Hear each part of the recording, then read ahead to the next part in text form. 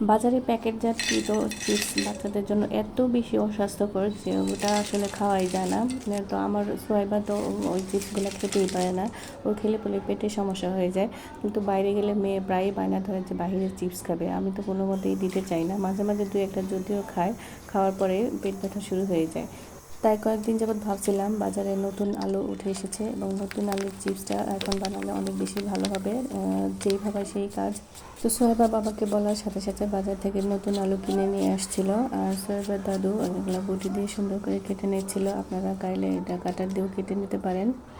আলু যখন কাটা শেষ হয়ে গেছে তখন একটা প্যানে পানি দিয়ে চুলায় বসিয়ে দিয়েছি এবং পানিটা হালকা কুসুম গরম হওয়ার পর সেখানে সামান্য লবণ এবং হলুদ গুঁড়া দিয়ে দিয়েছি। এবং পানিটা কিন্তু অত বেশি গরম করা যাবে না, ফোটানো যাবে না। হলুদের গুঁড়া দেওয়ার কারণটা হলো চিপসের কালারটা একটু সুন্দর আসবে এবং দেখতেও অনেক ভালো লাগবে, আর বাচ্চারা খেতে অনেক আকর্ষণ বোধ করবে।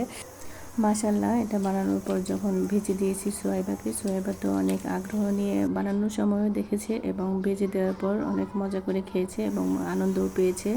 তো আপনারা যারা আপনাদের বাচ্চাদেরকে বাজারে চিপস খাওয়াতে যান না, তারা সহজেই অনেক সুন্দরভাবে ও সহজ উপায়ে খুবই অল্প সময়ে এই আলুর চিপসটা বানিয়ে দিতে পারেন। আমার মনে হয় তারাও অনেক বেশি পছন্দ করবে। এই তো চিপসগুলো গরম পানিতে হালকা কিছুক্ষণ রাখতে হবে এবং একটু নাড়াচাড়া করে দিতে হবে। তারপর যখন নাড়াচাড়া শেষ হয়ে যায় তখন এগুলোকে একটি ঝুড়ির মধ্যে ঢেলে আমি পানিগুলো ঝরিয়ে নিয়েছি। পানিগুলো যখন ঝরে যাবে তারপর আলুগুলো এবার রোদে শুকানোর পালা। একটু রোদে একটা কাপড় বিছিয়ে সেখানে শুকিয়ে দেওয়া হচ্ছে। মাশাল্লাহ, কালারটা অনেক বেশি ভালো লাগতেছে।